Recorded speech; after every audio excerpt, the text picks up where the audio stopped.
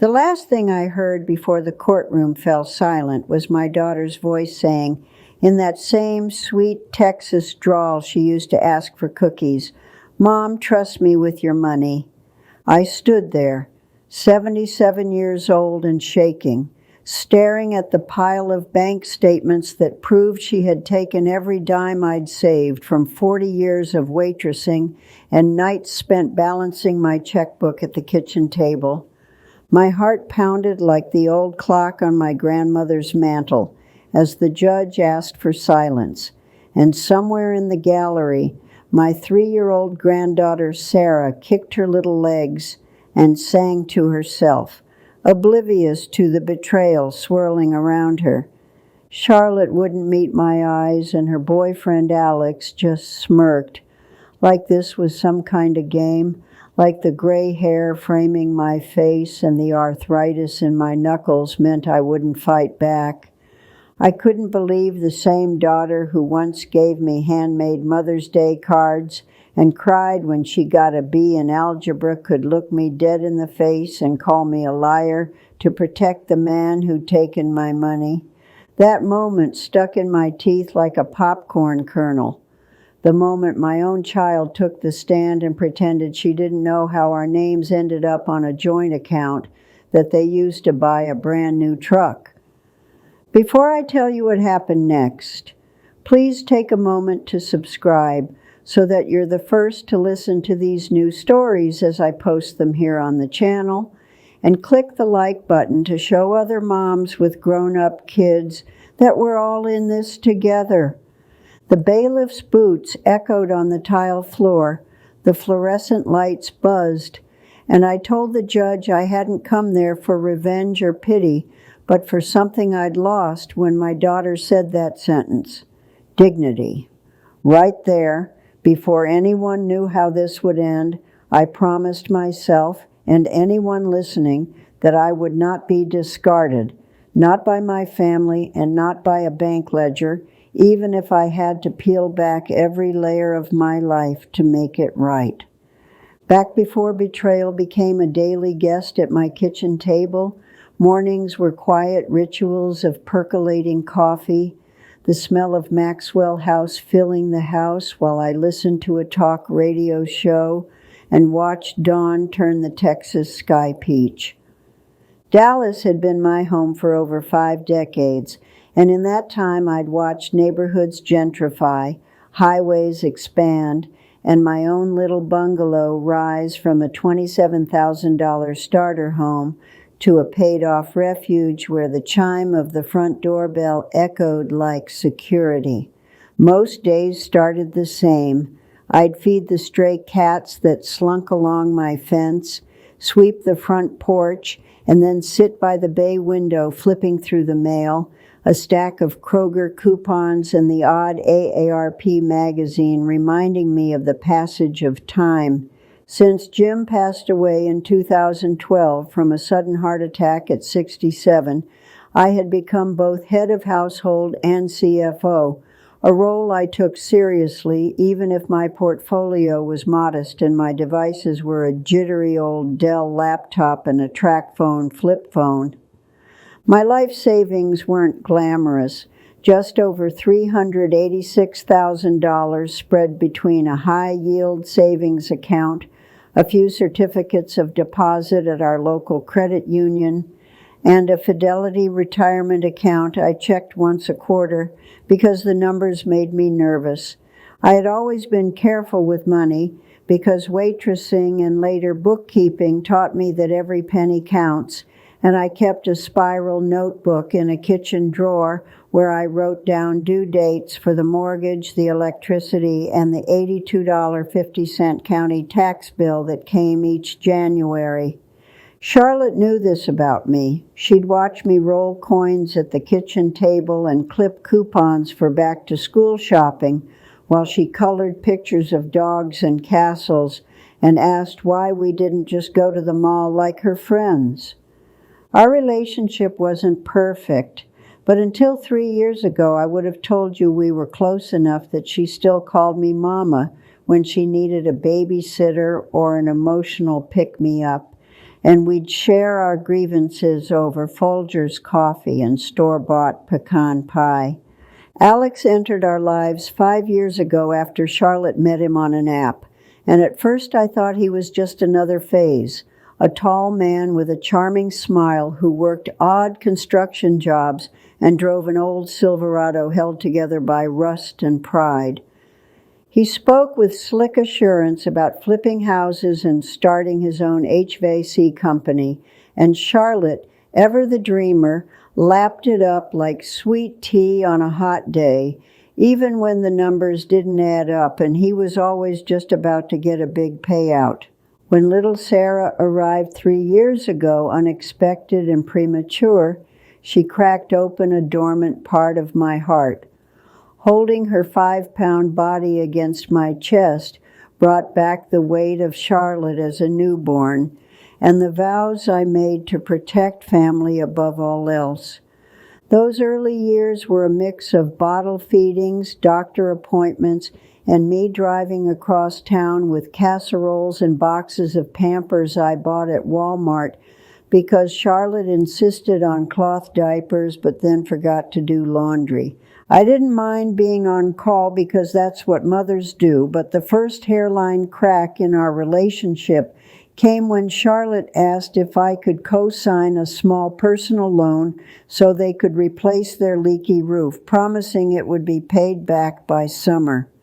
I didn't tell anyone else, not even my friend Marlene from down the street, because I didn't want to invite judgment or jinx the goodwill. But I did call my bank to ask about co-signing, and the rep at Chase told me that if they defaulted, the liability would be mine. That phone call sat heavy with me, but Charlotte's eyes were tired and her shirt was crusted with baby spit up. So against my better judgment, I signed. And for a while, Alex made the payments like clockwork and even brought over a Home Depot gift card as a thank you. By the time Sarah turned 2, I noticed an unsettling pattern. Charlotte and Alex's visits coincided with paydays and tax season, and any invitation to lunch came with a quiet request for gas money or a swipe of my Visa at the pump. One Sunday after church, Charlotte burst through my screen door without knocking, tears streaming down her face, saying Alex had been let go from his contractor job and they didn't know how they would afford rent, let alone Sarah's daycare, which cost nearly $760 a month. I found myself writing checks more often than I wrote recipes, but I justified every subtraction from my ledger by telling myself I was helping family, that I'd rather tighten my own belt, canceling my cable and switching to the cheaper AT&T internet plan, than see my grandbaby do without. My friend Marlene, a retired teacher who lived 2 houses down and spent afternoons knitting on her porch, would occasionally drop subtle hints like, "You're generous to a fault, Betty," but I dismissed them as the worried chatter of someone who never had kids of her own.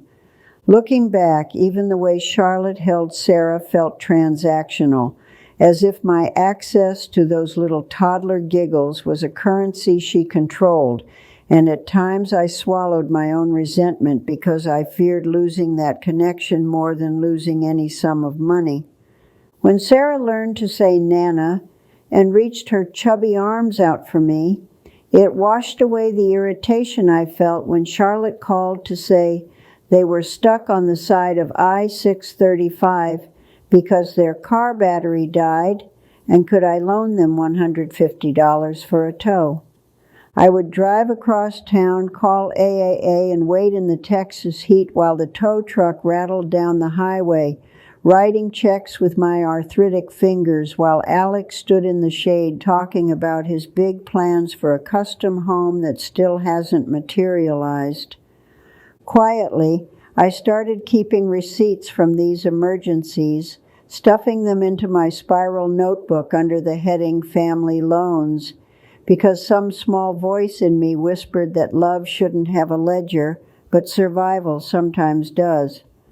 That voice grew louder the day Charlotte suggested that I put her name on my checking account so she could help pay my bills online because, she said with a laugh, "Who writes checks anymore, Mama?" She leaned over my kitchen table, her manicured finger tapping the signature line, promising it was just for convenience and that she would never use it without asking. But my gut clenched the way it did when I drove over unseen potholes on Garland Road.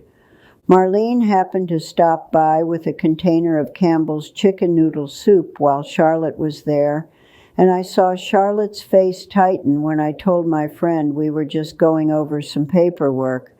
It was the first time I noticed my daughter's polite smile look like a mask. After Charlotte left in a hurry, leaving behind Sarah's pacifier, I rinsed the dishes and told Marlene about the joint account idea, expecting support, but she set her bowl down and said, "Betty, that's how my cousin lost her house. Don't do it." She told me her cousin had added a niece to her account to pay bills and ended up finding a zero balance when she went to pay her property taxes. It was the first time I heard the phrase elder financial abuse used about someone like me.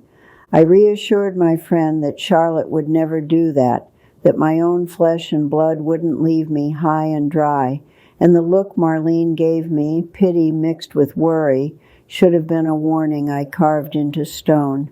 Still I stalled, telling Charlotte I needed to think about it, and in the weeks that followed, she sent me photos of Sarah at the park less frequently and responded to my calls with curt texts like, "Busy, call later," which made my chest tighten with dread. When she finally came over again, she brought a bouquet of grocery store flowers and said she was sorry for being distant, but added that having my account access would make her feel safer about my future because, she said, if something happened, Alex and I could pay your bills without probate. Her mention of probate hit a raw nerve. After Jim died, it took me nearly 8 months to transfer the car title because of paperwork, and I remembered the clerk at the Dallas County Courthouse telling me to always have a beneficiary in place. I agreed to add her name as a joint holder, but insisted we do it at the bank in person and with a printed agreement. Charlotte rolled her eyes but scheduled an appointment for the following Tuesday, telling me Alex would come too, since he understood finances better. That Tuesday I wore my nicest blouse and pearls, the same ones Jim bought me for our 25th anniversary, and I drove my old Buick to the Chase branch on Garland Road, praying that I wasn't making a mistake I couldn't undo. Inside the bank, the fluorescent lights were harsh, and the fake plants along the wall were covered in a thin layer of dust. But the young teller greeted us cheerfully and handed us a clipboard of forms without a second glance. Alex squeezed my shoulder like he owned me and said, "Don't worry, Mama, this is just standard procedure," his words slipping between his perfect white teeth like they were rehearsed. The branch manager, a clean-cut man named Jeremy, led us into a cubicle with frosted glass walls and began explaining the difference between a joint account with rights of survivorship and adding someone as a signer, his tone practiced and patient. I listened carefully, my eyes flicking between the printed materials and the digital numbers scrolling on his computer, reminding myself that I had balanced our books for decades and wasn't naive about how accounts worked. I asked about liabilities, about whether Charlotte could withdraw funds without my signature, and Jeremy said that a joint account meant either party could conduct transactions independently, but he added that we could set up alerts to text my track phone if any withdrawals over $500 were made.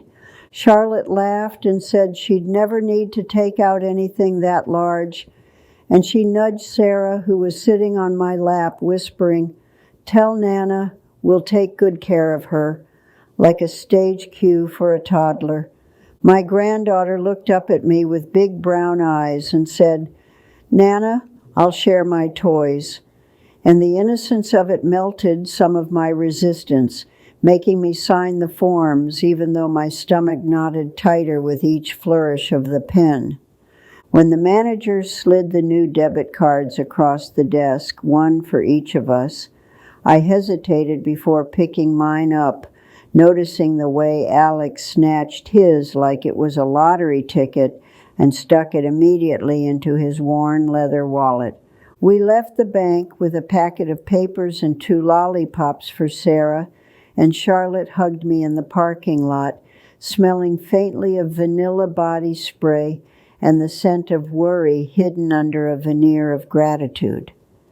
On the way home, the Texas sun baked the dashboard of my Buick, and I kept glancing at the sealed envelope from the bank, replaying the phrase "either party" in my mind like a warning label I'd ignored. For the next few weeks, nothing seemed amiss. Charlotte called me with quick updates about doctor appointments and play dates, and I sat on my porch sipping unsweet tea and watching my neighbor's grandson mow lawns for extra cash. Then 2 months later, in early May, when the azaleas in my front yard were just starting to bloom, I received a text from Chase that made my breath catch. "Alert! Withdrawal of $45,000 made from ending in 8723. At first I thought it was a scam text, the kind my AARP newsletter warned about. But when I logged into my account using the old Dell laptop, the balance was nearly $44,000 lighter than the last time I'd looked. My hands shook so badly that I hit the wrong keys 3 times and locked myself out, so I grabbed my purse and drove back to the branch, my tires squealing as I pulled into the same parking spot we'd been in weeks earlier. Jeremy remembered me, or at least pretended to, and when he pulled up my account, his eyebrows shot up. He told me the withdrawal had been made via cashier's check to a title company, a detail that made my mouth dry because I hadn't signed for any check. He printed the transaction details and told me I would need to speak to the fraud department, handing me a glossy brochure with a phone number and instructions that said to expect a hold time of up to 30 minutes. In that moment, I felt like the bank chair under me was going to swallow me whole, but I forced my voice steady, asking if Charlotte had the authority to do this. Jeremy nodded apologetically and said that on joint accounts, the bank couldn't block one party from withdrawing without the other's consent unless there was a court order. It hit me that I had given away legal control of my money, not just check writing privileges, and as I walked to my car, my knees threatened to buckle under the weight of my own naivete. I called Charlotte 3 times. Each call went straight to voicemail, and the message I finally left was a mix of anger and pleading that I hated hearing my own voice deliver. "Baby, call me back right now. I got an alert and need to know what's going on." Hours crawled by and sunset painted the sky orange and purple, but my phone remained stubbornly silent, forcing me to confront a dawning reality that perhaps my daughter's silence was itself an answer. At 9:17 p.m., she finally texted, "Can't talk, Sarah's sick, we'll explain later." And a minute later, another text came from an unknown number, this one from Alex, saying, "Stop harassing us, we're busy." No one, not even my worst coworker from my diner days, had ever accused me of harassment before, and seeing those words in my son-in-law's curt message stung worse than the time I spilled boiling coffee on my hand and hid the burn from my boss so I wouldn't lose the shift. I didn't sleep that night. Instead, I sat at the kitchen table with the lights off, listening to the hum of the refrigerator and the distant whir of cars on I-30, while I pulled out my spiral notebook and added a new section titled Withdrawal, May 14th. In the morning, I drove to Charlotte's duplex on Abrams Road, a modest place they had complained was too small, and I knocked for nearly 10 minutes without an answer until a neighbor peered through their curtains and shook their head, mouthing, "Gone?" Panic buzzed in my ears as I called Marlene from my car, and she suggested I check the county property records online to see if Charlotte and Alex had purchased anything recently. I had never thought to look up such things in my life. Back home, the county clerk's website loaded slowly on my old computer, but when I searched Alex's name, a fresh deed popped up. Alex and Charlotte had closed on a 3,200 square foot new build in a subdivision in Plano on May 14th, financed through a mortgage company and a down payment suspiciously close to the $45,000 withdrawn from my account. The PDF showed my own signature, or rather a shaky imitation of it, under a quitclaim deed transferring my interest in something I never knew I owned to them. Someone had forged my name, and the sick feeling that had been simmering all day finally boiled over into rage. I printed the document, the ink smearing slightly because my printer was low on toner, and drove straight to Marlene's house, clutching the papers like a lifeline, my fingers white with the effort of not tearing them in half. Marlene's eyes widened as she skimmed the deed, and she whispered a curse word I'd never heard her use before, then said, "Honey, this is not just kids taking advantage. This is fraud," a word that made the hairs on my arms stand straight. She told me to breathe and to call an elder law attorney immediately, offering to sit with me and even come along to the appointment so I wouldn't feel alone against all the legalese and intimidation tactics she'd heard about.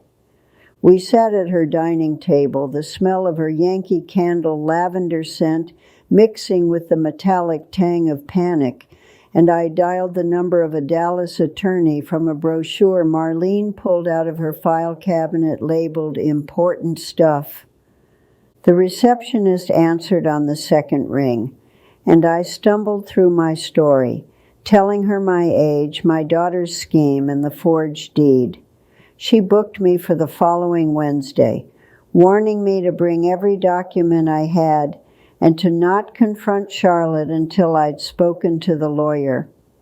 Hanging up, I felt a flood of conflicting emotions, relief that someone was going to help me, shame that I had to call a lawyer on my own daughter, and a dull anger at myself for not listening to my gut months earlier. The days leading up to that appointment were filled with silence from Charlotte and Alex and constant, "You're in our thoughts" texts from Marlene. But on Monday evening, I got an email from my insurance company, State Farm, saying someone had attempted to change the beneficiaries on my life insurance policy. That notification was the final straw. It meant they weren't just trying to borrow money or buy a house.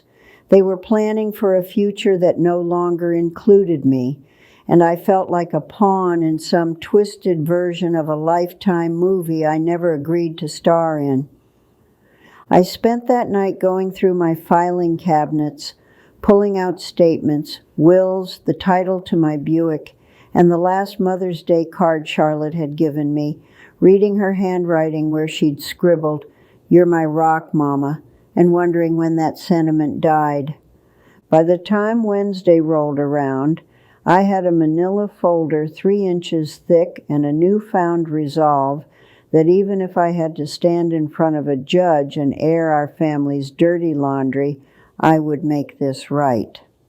The law office was in a converted craftsman house near downtown, and as I stepped onto the creaky porch, the scent of old wood and coffee grounds greeted me, grounding me in the seriousness of what I was about to undertake. Ms. Alvarez, the attorney Marlene had found, looked to be in her 40s with dark hair pulled back and reading glasses perched on her nose. She greeted me with a firm handshake and a softness around the eyes that made me think of my favorite nurse after Jim's surgery. She listened without interrupting as I unfolded my manila folder across her conference table, spreading out statements, texts, and that forged deed like a patchwork quilt of betrayal that I hoped she could make sense of.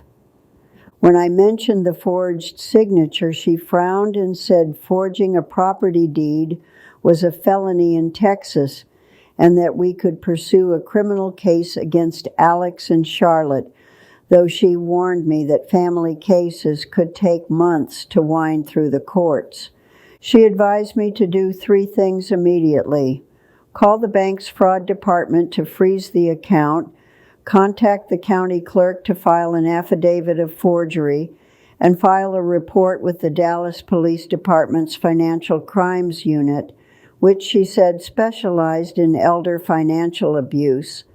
The words elder financial abuse made my throat close for a moment because I'd never thought I'd qualify as an elder, and seeing it written in her notes was both humiliating and galvanizing. Ms. Alvarez also explained that Texas is a one-party consent state for recordings, meaning I could legally record a conversation I was part of without informing the other party, and she suggested I get Charlotte on the phone to talk about the money while documenting everything. We spent over an hour going through details, and when I asked about the timing of hearings, she looked up the Tarrant County guidelines and said that depending on the motion type, we could get a hearing anywhere from 3 to 45 days after filing, but to expect delays because the courts were busy. That timeline felt both hopeful and unbearably long, but Ms. Alvarez reminded me that good documentation could sometimes expedite a restraining order or injunction if there was a risk of further damage. Leaving her office, I felt both drained and emboldened, like someone had finally handed me a map through a dark forest I'd been wandering in for weeks. The first call I made from my car was to the bank's fraud hotline. After 15 minutes of elevator music and warnings that call volume was unusually high, a representative named Chris answered and listened as I recounted the unauthorized withdrawal. He told me they could place a temporary hold on the account while they investigated, but because Charlotte was also an account holder, she would need to be notified, and I braced myself for the fallout of that notice hitting her inbox. He also mentioned Regulation CC's rules requiring banks to make the first $5,525 of a check deposit available within 2 business days, and that the rest could be held for up to 7 business days, which struck me as a helpful piece of trivia I wished I'd understood when my money disappeared. After hanging up with the bank, I called the Dallas Police Department's non-emergency number, and a detective took my statement, promising to assign my case to the Financial Crimes Unit and giving me a case number I scribbled onto the back of an old grocery list. When I mentioned the forged deed, he asked me to bring copies to the station, and I could hear the clacking of his keyboard as he typed, his tone professional but sympathetic in a way that made my shoulders relax a fraction. I spent the rest of the afternoon at the county clerk's office, a beige building with fluorescent lighting and long lines of people clutching birth certificates and property forms. When my number was called, I filed an affidavit of forgery under penalty of perjury, my signature shaking but legible. The clerk stamped my document and told me to keep a copy safe, adding that filing the affidavit would cloud the title on the property Charlotte and Alex purchased, making it difficult for them to sell or refinance until the issue was resolved. That small bit of leverage buoyed me enough that I actually smiled when I thanked her, and on the drive home I rolled down the window and let the warm May air hit my face like a cleansing wave. Later that evening, I sat at my kitchen table and dialed Charlotte's number, my finger hovering over the record button on my old digital voice recorder I'd used during community college night classes years ago. She answered on the third ring, her tone flat and defensive, and before she could launch into excuses, I said, "I need to understand why you took $45,000 from my account without telling me." There was a pause, and I could hear Sarah babbling in the background. Then Charlotte exhaled and said, "We used it for a down payment, Mom. You said you wanted us to have stability for Sarah, and this was our chance." I kept my voice calm, reminding myself of Ms. Alvarez's advice, and replied, "I agreed to add you to my account to pay bills, not to empty it for a house I wasn't told about, and forging my signature on a deed is a crime." Alex's voice cut in then, sharper than I'd ever heard it, saying, "Betty, calm down. You have plenty of money, and we're your family. Do you want Sarah living in a dump forever?" My hand tightened around the recorder, and I said I wanted my money back, or at least a plan to repay me, to which Alex laughed and asked if I planned on hauling them to court like those people you see on Judge Judy, his derision dripping through the phone. That laugh flipped a switch inside me. The years of making excuses for their behavior hardened into a clear resolve, and I told him that I'd already spoken to an attorney and the police. The line went dead, but not before I heard Charlotte gasp and Alex curse, and I sat there listening to the dial tone with a pounding heart and the faint thrill of knowing I'd finally stood up for myself. The next day, I began methodically collecting every piece of evidence I could, treating my house like a crime lab. I took photos of checks, printed texts, and even took screenshots of my bank balance before and after the withdrawal, learning to navigate technology I had once feared. Marlene came over with a crock pot full of beef stew and helped me scan documents at her kitchen counter, both of us laughing nervously whenever we fumbled the settings, as if humor could blunt the edges of our fear. Meanwhile, the practical B story of my life, the one about surviving and adapting, continued. I still had to mow the lawn, schedule my annual physical, and remember to pick up my Voltaren prescription from CVS before my arthritic hand screamed louder than my daughter's betrayal. Standing in the pharmacy line, I overheard two women talking about their grandkids, and I felt a pang. I realized that Charlotte was using Sarah as a bargaining chip, withholding her from me until I relented, and that tactic both infuriated and strengthened me. At night, I lay awake thinking about Jim and what he would say. He'd always been the pragmatic one, the man who kept receipts in envelopes and read consumer reports before buying a toaster, and I imagined him sitting across from me now, nodding his approval at my newfound backbone. I also reached out to Sarah's preschool teacher, Miss Leanne, whom I'd met twice at pickups.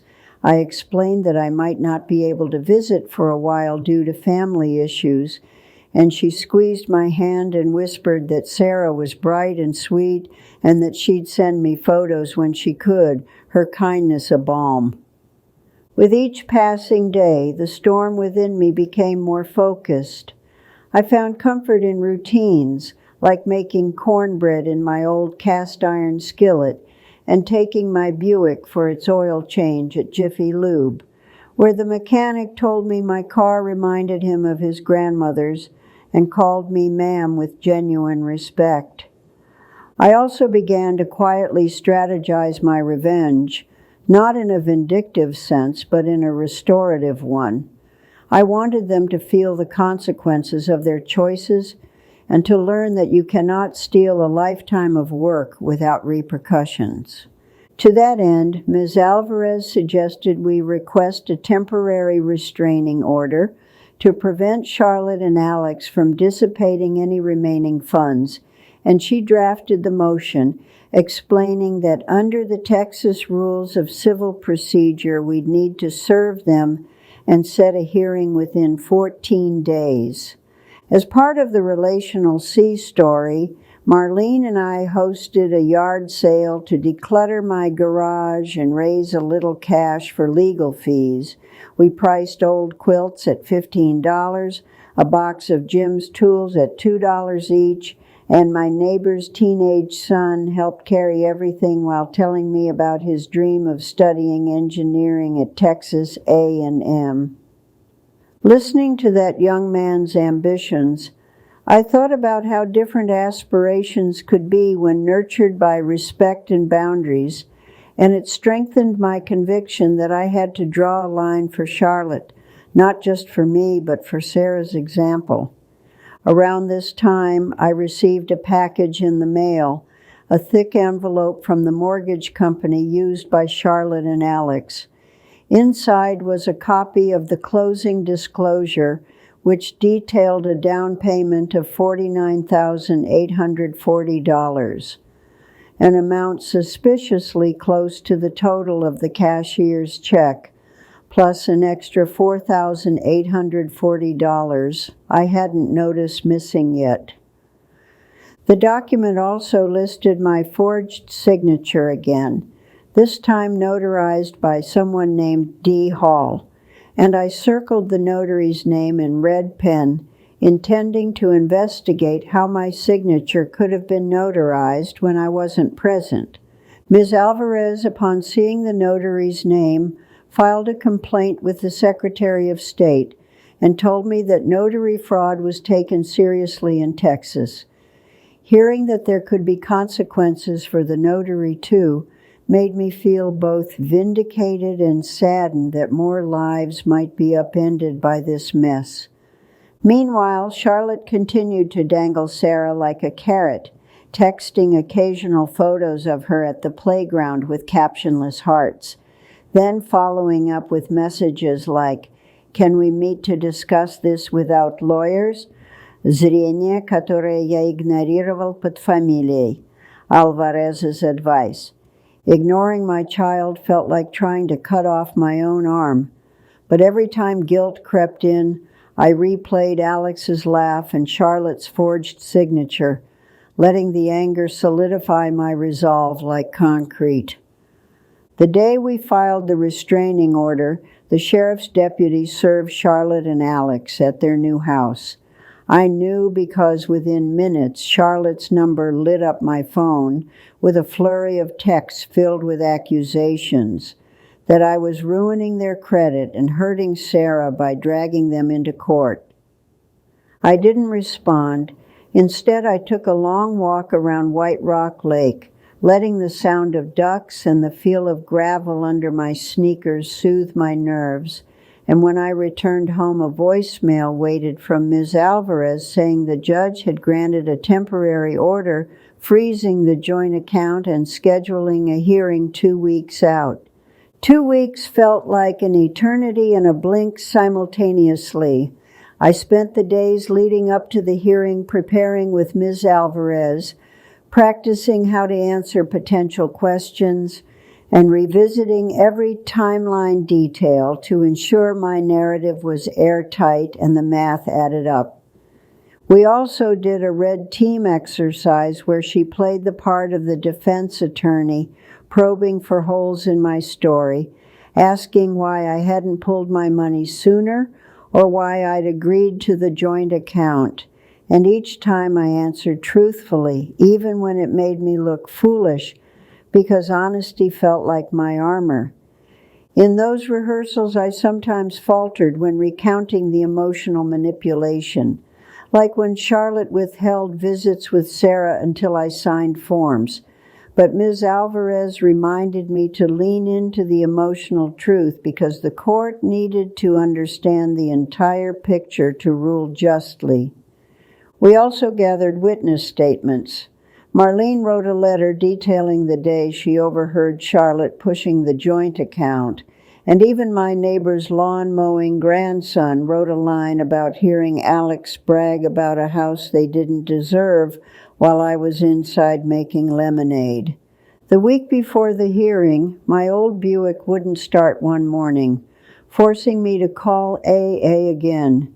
As I sat in the driver's seat waiting for the tow truck, I chuckled at the irony that even my car seemed to be in on the drama, and I couldn't help but see the AA technician's arrival as another reminder to rely on professionals when I was out of my depth.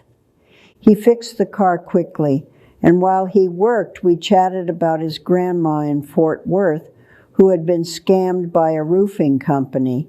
Hearing other stories of seniors being taken advantage of reminded me that I wasn't alone and that seeking justice was about more than just my bank balance. On a Friday afternoon, I got a letter from the notary D. Hall apologizing and stating that Charlotte had presented her with identification and my alleged consent. Reading that letter, with its disingenuous contrition, made my jaw tighten, but I filed it away for the hearing as proof that the notary had been at least complicit or negligent. The days blended together in a blur of coffee cups, copies of documents, and late-night research on Texas property laws and consent statutes, with me writing notes like co-owners have equal access and possession rights next to lines from the Weaver Law Firm website that I'd printed out for reassurance.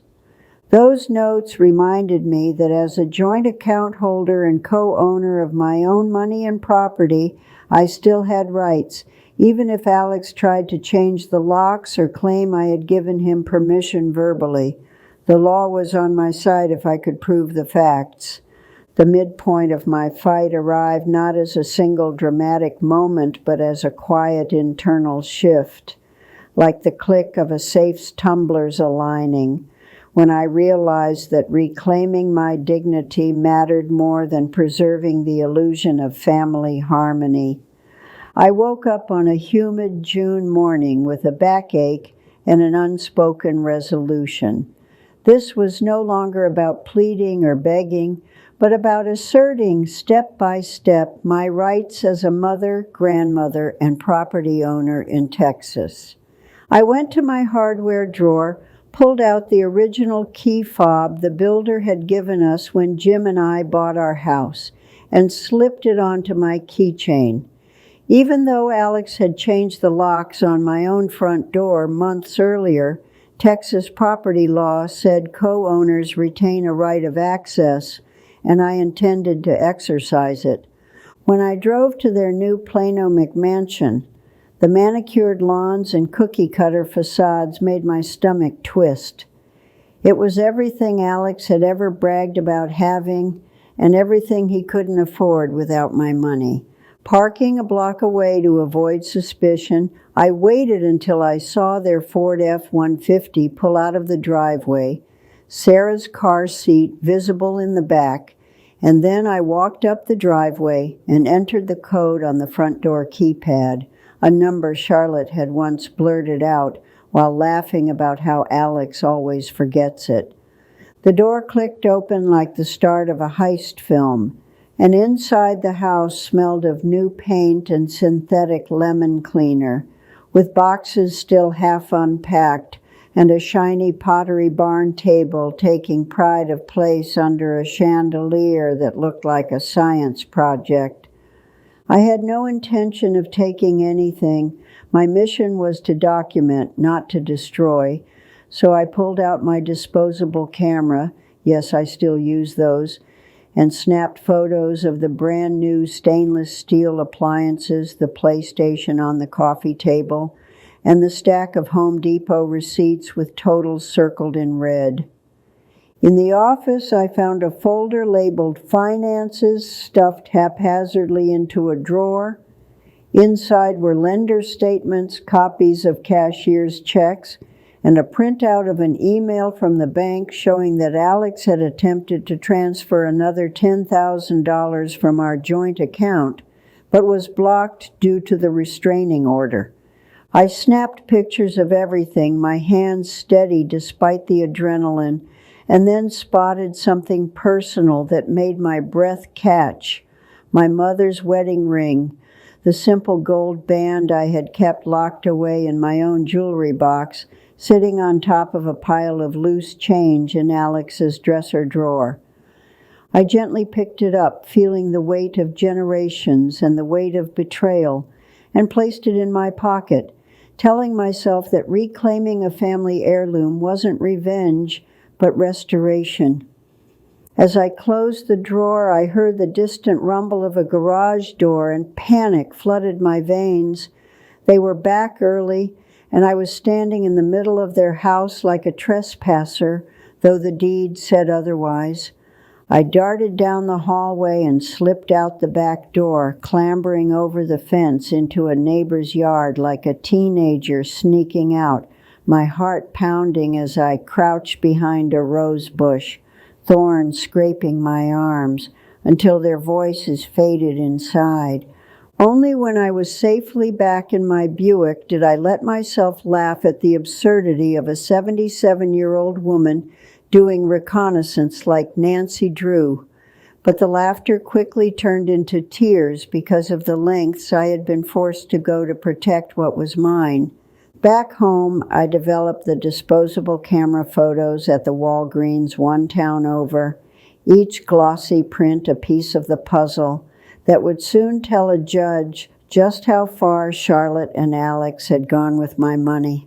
I sat at the kitchen table and cataloged each item in the photos, noting that the PlayStation cost roughly $499, the stainless steel refrigerator looked like the $2,300 model I'd seen at Lowe's, and the stack of receipts totaled over $12,000 in purchases made within weeks of the withdrawal. Those numbers weren't just dollar signs.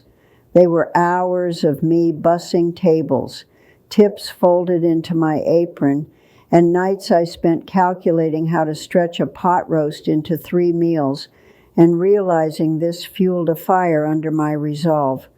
Meanwhile, my bank mailed me a letter saying that due to the investigation, the joint account would remain frozen for at least 90 days, an official policy under federal law. I taped that letter to my refrigerator like a protective talisman. The next day, Ms. Alvarez filed a civil suit for breach of fiduciary duty, fraud, and conversion, naming both Charlotte and Alex. She explained that conversion was the legal term for taking someone's property without permission, and I found the vocabulary strangely satisfying. She also filed a motion for temporary orders on the property, citing Texas Estates Code provisions that allow courts to protect the property of an elderly person being financially exploited. And she scheduled a deposition where Charlotte would have to answer questions under oath. This midpoint shift also had an emotional layer. I started telling more people what was happening, sharing my story with my senior fitness class at the YMCA, and even writing to our church prayer list, not to gossip, but to ask for support and to raise awareness. One woman at church, Darlene, told me her son had drained her retirement to fund his startup, and she whispered, "I was too ashamed to tell anyone." Her confession making me realize how common these betrayals were and how isolating silence could be. I realized that by speaking out, I was not only helping myself, but maybe giving permission to others to take off their masks and ask for help. It was a liberation I hadn't expected but desperately needed. During this time, I also tightened security at my own home. I installed a Ring doorbell and changed my locks with new deadbolts, noticing how empowering it felt to hold a screwdriver and secure my front door with my own hands rather than depending on anyone else. Marlene helped me set up the Ring app on my track phone, and the first time it buzzed showing the mailman dropping off a package, I smiled at the crisp clarity of the video and the sense of control it gave me over who approached my home. I also visited my local credit union to open a new account, depositing what remained of my funds and asking the teller about their fraud protection policies. She explained that their system automatically flags transfers over $10,000 and requires verbal confirmation, and I almost cried with relief at such a simple safeguard. One afternoon I treated myself to a small luxury, a slice of pecan pie at the diner where I used to work. And while there, I overheard a truck driver complaining about the price of gas at Chevron. It reminded me that even though my world felt upside down, life's everyday gripes continued, and that normalcy had a soothing rhythm. Alex must have felt the freeze because he texted me a photo of Sarah sleeping with a caption, "She misses Nana," followed by, "Please let us talk." But this time I didn't respond. I knew their remorse was tied to the consequences, not the initial act. Instead, I met with Ms. Alvarez to prepare for Charlotte's deposition, practicing questions like, "When did you decide to withdraw the funds?" And "Who suggested forging the signature?" Zrenia and each rehearsal made me less shaky and more controlled, like a witness preparing for a Broadway show. I also visited the Plano subdivision again, this time accompanied by a constable serving notice of the deposition. And when Charlotte opened the door, her expression shifted from surprise to anger to something like fear as she realized the seriousness of what was happening. She hissed that I was embarrassing her in front of the neighbors, but I focused on the constable's polite yet firm tone as he handed her the papers and explained the date and time she'd be expected to testify. Her cheeks flushed red, but she took them. Afterwards, I sat in my car and cried, not because of guilt, but because serving my own child was a line I never imagined crossing. Yet deep down I knew it was necessary to draw boundaries that protected both of us from further harm. That evening I received an email from Ms. Alvarez confirming the deposition date and attaching a copy of the notice. She advised me to keep my feelings separate from the facts during the testimony and to trust the process, a phrase that felt both comforting and terrifying. I went to bed that night with my mother's ring on my finger, a tangible reminder of the women before me who had survived harder times, and I promised myself that I would honor their resilience by seeing this fight through to the end. As the deposition date approached, the tension in my body settled like a constant hum, similar to the low buzz of the air conditioner that cycled endlessly as June's humidity draped itself over Dallas like a heavy quilt. 3 days before we were to sit across from Charlotte under oath, I received a certified letter from a lawyer representing Alex, claiming that the funds were a gift and that any attempts to reclaim them would be considered harassment, a threat designed to scare me back into silence. Ms. Alvarez read the letter and chuckled softly, telling me that gifts of over $17,000 in a year are subject to tax rules, and that a court would never assume such a large sum was freely given without a signed affidavit. Hearing her confidence relaxed my shoulders. Still, the letter rattled me because it showed Alex was willing to weaponize the legal system to bully me, a tactic I hadn't anticipated, but Ms. Alvarez reminded me that bullies rely on intimidation and fold under scrutiny. The day of the deposition dawned stormy. Thunder rolled over the city and rain slicked the roads, and as Marlene drove me to the law office, I whispered a prayer that the storm outside would wash away my fear and leave only my determination. Charlotte arrived with a different lawyer than Alex's, her eyes swollen as if she'd been crying, wearing the same cardigan I bought her last Christmas. Seeing her like that made my heart lurch, but I remembered Ms. Alvarez's warning about separating facts from emotions. Under oath, Charlotte admitted that Alex had been the one to suggest using my money for the down payment, and that she had signed the withdrawal slip without reading all the details. She insisted she thought I knew and approved, a half-truth that made my stomach twist. When Miss Alvarez presented the forged deed, Charlotte's hands shook as she said Alex had told her I signed it while she was putting Sarah to bed, and the notary had been a friend of his who owed him a favor, details that painted a picture of premeditation rather than misunderstanding. At one point, Ms. Alvarez asked, "Did you think forging your mother's signature was acceptable because she loved you?" And Charlotte's eyes filled with tears as she whispered, "I thought it would be okay because I planned to pay her back," a justification that did nothing to erase the wrong. After the deposition, Ms. Alvarez said that Charlotte's admissions under oath would be powerful in court, especially since we had recordings of Alex laughing about the house and texts referencing the forged paperwork. I felt both vindicated and hollow, as if each fact stripped away more of my illusion about who my child was. The following week, Alex sent me an email filled with apologies and promises, saying he'd secured a new job and could start paying me back $200 a month, a proposal that would take over 18 years to restore the stolen amount. The absurdity of it made me laugh out loud. The email also included an ultimatum.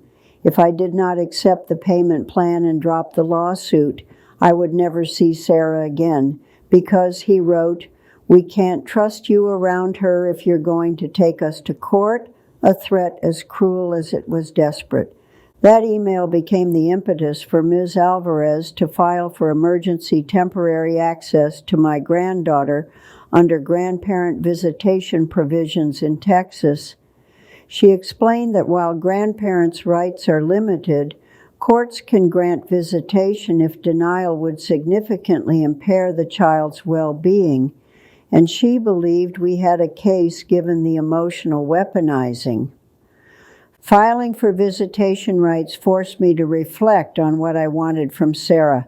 I didn't want to rip her from her parents, but I also didn't want her used as a pawn. I wanted a relationship built on love, not ransom. And Ms. Alvarez reassured me that requesting structured visits could protect us both. While waiting for that hearing, I experienced a close call that reminded me how far Alex would go. One afternoon, I returned from the post office to find my back door ajar, the screen flapping softly in the breeze, and my heart leaped into my throat. Inside, drawers were open, and my filing cabinet had been rifled through, documents strewn across the living room like a deck of cards. Nothing of value was missing except the manila folder labeled Originals Keep, which contained my birth certificate and Jim's death certificate. I called 911 and a police officer arrived within minutes, his presence calming as he dusted for fingerprints and took my statement. He noted that there were no signs of forced entry, leading me to suspect someone still had a key. Possibly the one I'd given Charlotte years ago before she changed my locks. That violation of my physical space rattled me more than any letter. My home, once my sanctuary, now felt permeable, and I spent that night sleeping in Marlene's guest room, hugging a pillow like a lifeline.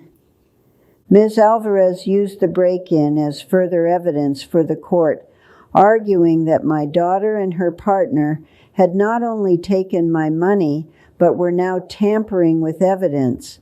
The judge granted an order requiring them to return any documents belonging to me and to cease contact except through counsel. The order was served by the sheriff's office, and within days Charlotte left a box on my porch with my birth certificate and Jim's death certificate, along with a handwritten note saying, "I didn't know Alex did that." But the absence of apology for everything else spoke volumes. Around this time, we had a close call in the case itself. The notary D. Hall filed a motion to quash our subpoena, claiming that his records were protected. Ms. Alvarez spent an entire afternoon drafting a response, citing state law that requires notaries to produce their journals when fraud is alleged, and the judge sided with us, compelling his testimony.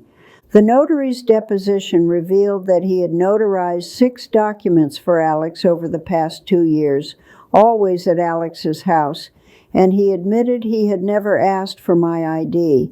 His nervous laughter and flimsy excuses made it clear he'd been cutting corners, and the judge later referred him to the Secretary of State for disciplinary action. Simultaneously, I had to fend off skepticism from one of Jim's cousins who called to say she heard I was suing my daughter and that families shouldn't take family to court. I bit back my anger and calmly explained that protecting myself didn't make me less of a mother, but her judgment reminded me that social stigma around elder abuse often silences victims. Marlene pointed out that people often project their own fears onto others, and I decided then to stop defending my choices to anyone who wasn't directly affected. My energy needed to be focused on the fight, not on appeasing extended family. Nevertheless, the emotional toll of these reversals weighed on me. There were mornings I woke up with a tension headache and afternoons when the smell of lavender detergent reminded me of packing Sarah's diaper bag, causing an unexpected wave of grief for a relationship that might never be repaired. Physical reminders of normalcy helped. I attended my silver sneakers class at the YMCA, where the instructor smiled and called out exercises, and for 45 minutes I moved my body, letting endorphins wash away some of the anxiety and leaving me pleasantly sore instead of emotionally raw. During one class, my knee gave a small pop, reminding me that I wasn't 30 anymore, and I chuckled with the woman next to me about the indignities of aging. Those moments of shared humanity kept me from drowning in self-pity. I also found solace in small errands, like browsing the aisles of Lowe's for a new porch light, running my fingers along smooth wood planks and inhaling the scent of lumber, imagining projects I could do myself now that I had reclaimed my independence. Whenever I started to doubt whether pursuing this legal route was worth it, I'd think of the day I found my mother's ring in Alex's dresser and the way his text threatened to withhold Sarah, and my resolve snapped back into place like a rubber band. Alex and Charlotte made one last attempt to circumvent the court. They sent an invitation to a supposed mediation at a Starbucks in Frisco, promising to negotiate if I agreed to drop the criminal charges. Ms. Alvarez advised me not to go, pointing out that any agreement needed to be formal and enforceable, not scrawled on a napkin. Instead, we filed a motion requesting the court appoint a receiver to manage the Plano house sale, arguing that the property was partly purchased with my misappropriated funds and should be sold to reimburse me. The judge set a date to hear that motion alongside our request for grandparent visitation. On the morning of that hearing, I walked into the courthouse wearing my Sunday best, my hair pulled back neatly, and my purse heavy with documents. Marlene walked beside me, squeezing my hand and whispering, "You got this." with the kind of steadfast confidence only a true friend can offer. We sat on a hard bench outside the courtroom for nearly an hour as the docket ran behind, listening to other cases being called, noise complaints, small claims, and a couple arguing over a lawnmower, before the bailiff finally called our names. Inside, the judge, a woman about my age, listened carefully as Ms. Alvarez presented our evidence. Bank statements, recordings, the forged deed, the notary testimony, and the break-in report. She flipped through each exhibit, her brow furrowing at the details. When Alex's attorney tried to argue that I'd gifted the money and that I was being vindictive, the judge held up the affidavit of forgery and said, "Gifts don't require forged signatures," her tone cool and unimpressed, and I felt a sense of validation wash over me. After both sides spoke, the judge ruled that the Plano house would be put under the control of a court-appointed receiver to be sold, with proceeds placed in escrow pending final distribution. She also granted me temporary visitation with Sarah every other Sunday for 3 hours, supervised at a neutral location until further evaluation. Hearing the gavel bang cemented the moment. I wasn't back to where I started. I couldn't be, but the scales had begun to balance, and I could feel the weight of injustice lift slightly from my shoulders. Walking out of the courtroom, Charlotte avoided my gaze, her shoulders hunched, while Alex scowled and muttered something about appealing. I caught a glimpse of Sarah clinging to Charlotte's leg, her eyes wide, and I gave a small wave, which she returned tentatively. Marlene and I celebrated by stopping at the Whataburger drive-thru on the way home, ordering 2 patty melts with extra pickles. We sat in the parking lot with the windows rolled down, laughing and crying as we ate, the taste of greasy comfort food grounding us after the high stakes of court. That night I slept more soundly than I had in months, my body finally registering a victory in the marathon of this ordeal. And when I woke the next morning, I noticed my shoulders weren't hunched with tension, but relaxed, ready for the next steps. Act 3 unfolded over the course of a summer that seemed to stretch both interminably long and exhilaratingly short, marked by procedural meetings, emotional reunions with Sarah, and a final confrontation that still echoes in my ears when the house gets quiet. The court-appointed receiver, Mr. Jenkins, a meticulous man with wire-rimmed glasses, took control of the Plano house and scheduled an appraisal.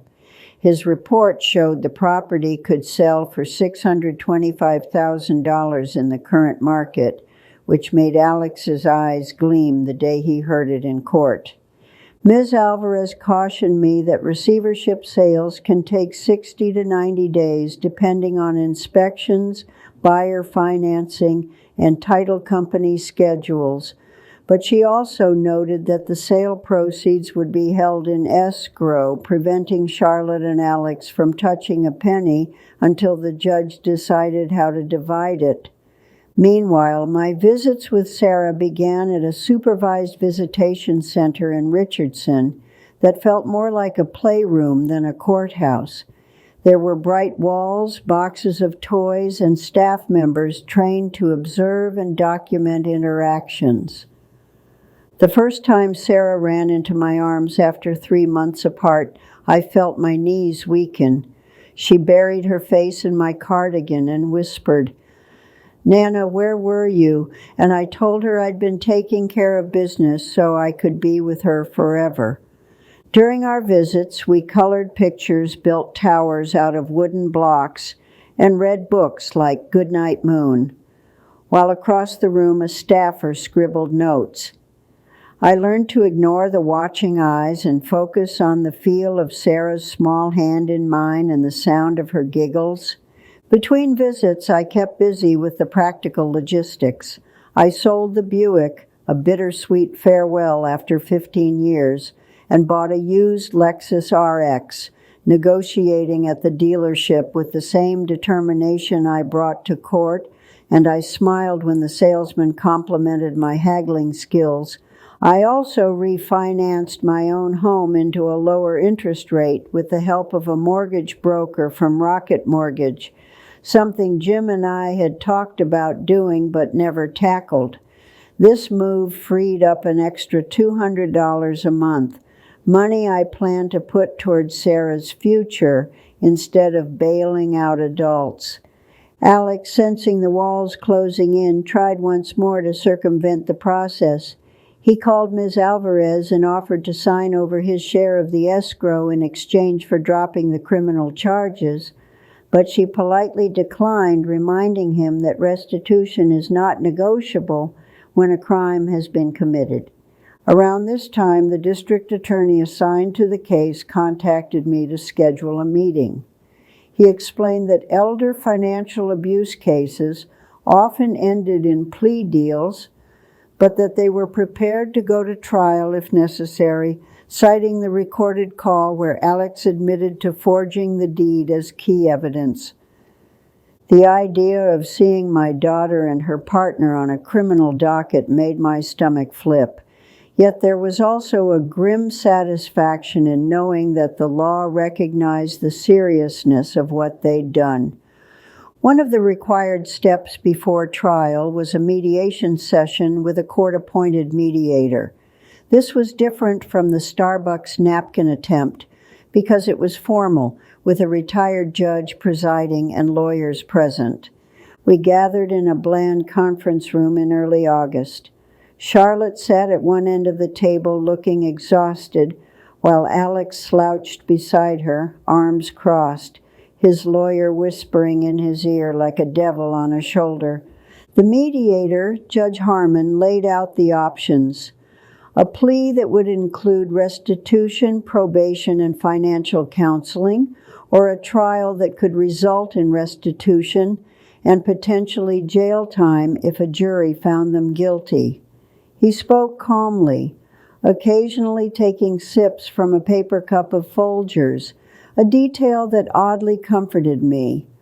Alex scoffed at the idea of probation, muttering that this was all a misunderstanding blown out of proportion, but Charlotte reached across the table to squeeze his wrist, tears spilling onto her cheeks as she whispered something we couldn't hear, and his posture softened slightly. After 3 hours of back and forth, Charlotte and Alex agreed to a plea deal that required them to pay full restitution of $49,800, from the sale proceeds, attend financial counseling, and complete 200 hours of community service at a senior center. The DA agreed to drop the forgery charge against Charlotte if she testified against Alex regarding the deed. Hearing the terms, I felt a complex mix of relief and sorrow. My money would be returned, Alex would face consequences, and Charlotte had at least acknowledged her part. Yet nothing could restore the naive trust I once had, and I mourned that quietly. The judge later approved the plea deal, and a sentencing date was set for September.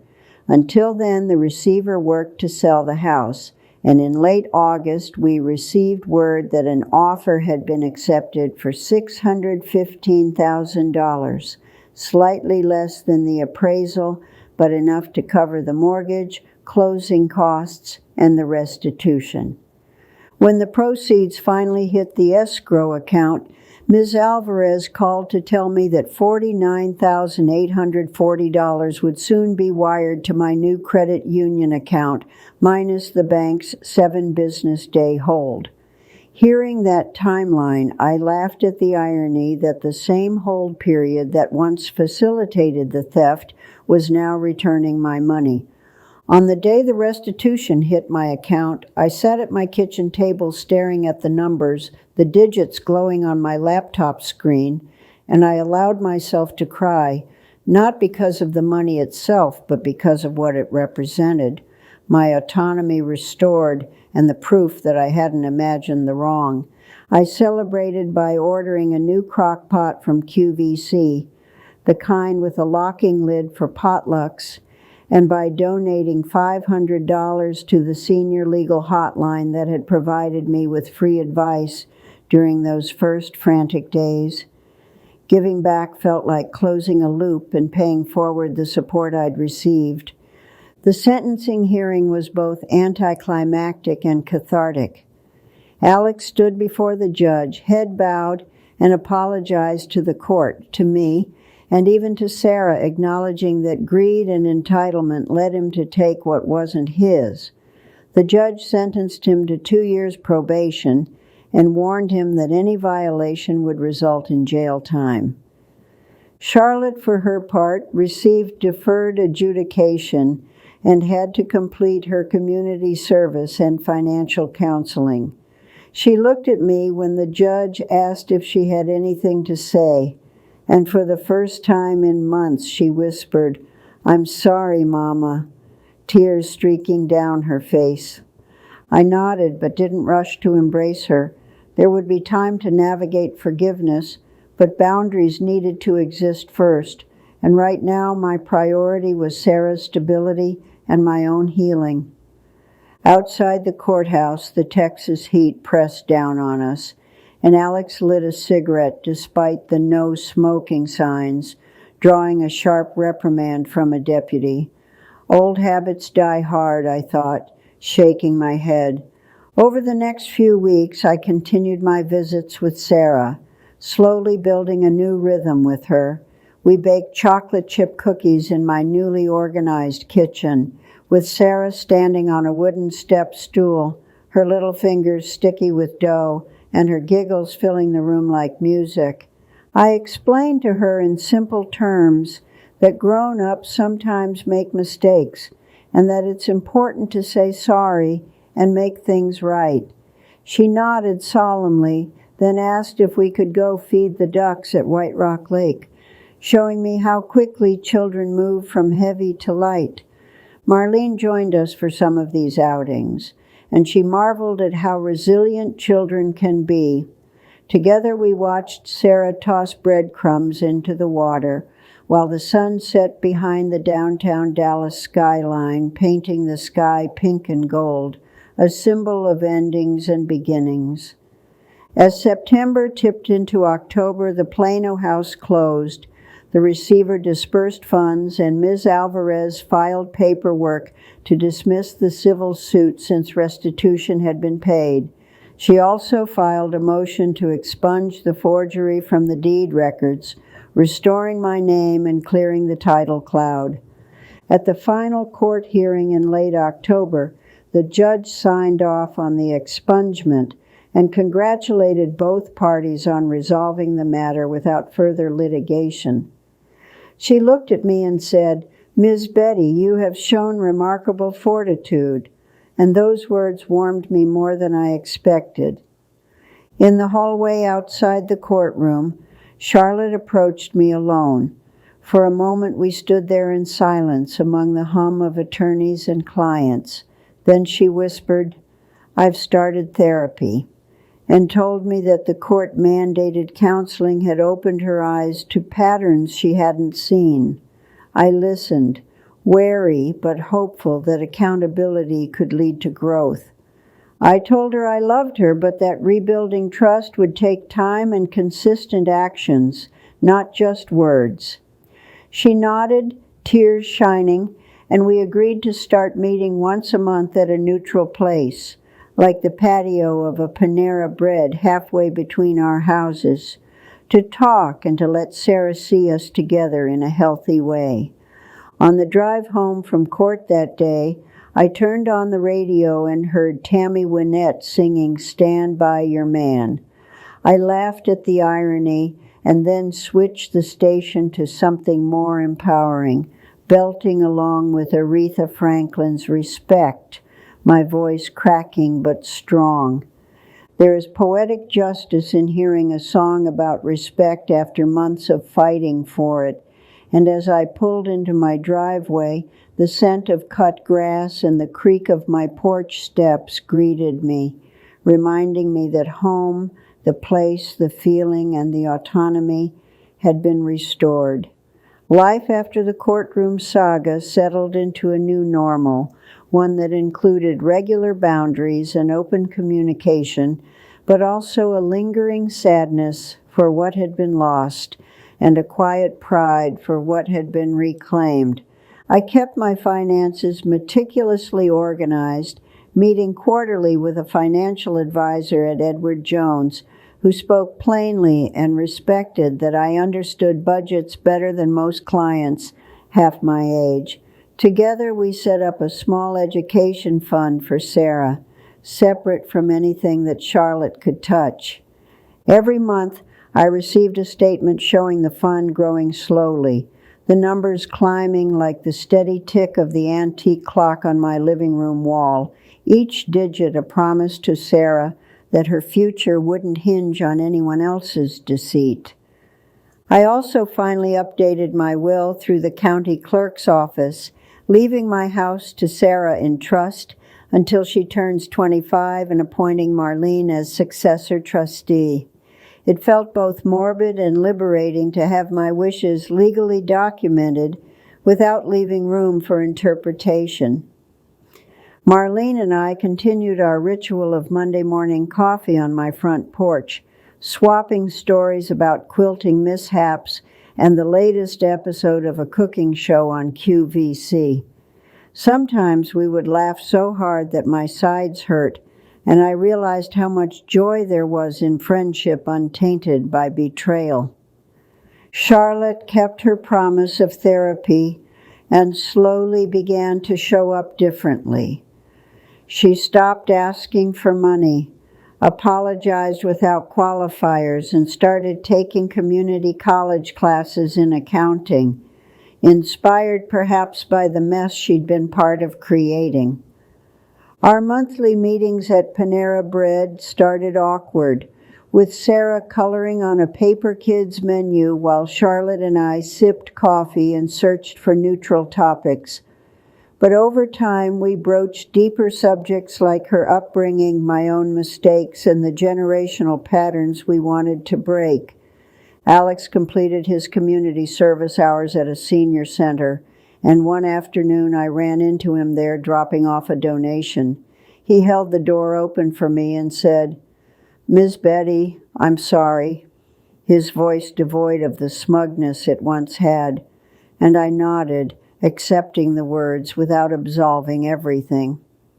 I found myself volunteering at that same senior center on Wednesdays, teaching a basic budgeting class to residents who shared stories of children asking for loans.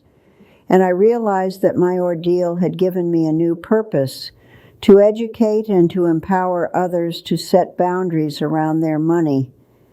During one class, a woman with silver hair raised her hand and confessed that her son kept using her credit card for online gambling.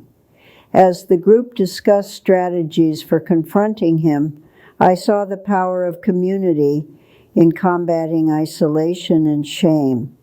By Thanksgiving, our family gathered for dinner at my house, a tradition I hadn't been sure would survive. Charlotte brought a green bean casserole and did the dishes without being asked. Alex carved the turkey quietly, and Sarah sat between us, her cheeks rosy from playing in the yard. During grace, I thanked God for second chances and for boundaries, and I meant it. I also thanked him for the ability to taste the difference between trust and naivety, a distinction I'd learned painfully but gratefully.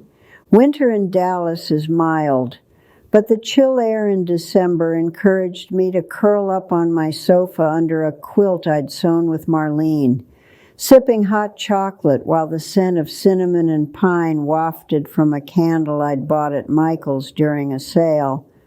On New Year's Eve, as fireworks popped in the distance and neighbors shouted, I wrote in my journal about the year, the betrayal, the legal wrangling, the tears, the victories, and the peace that slowly seeped back into my bones, I ended the entry with 3 words: I kept going. The following spring, I attended Sarah's preschool graduation. She wore a tiny cap and gown and grinned when she spotted me in the audience, waving so enthusiastically that her hat almost flew off. I clapped until my hands tingled, my eyes misting with pride, and a hint of sorrow for the time lost. After the ceremony, Charlotte hugged me and said she'd been approved for a small business loan to start an online bookkeeping service. I smiled genuinely, proud of her steps, but I reminded her that trust would grow through consistent actions, not big announcements.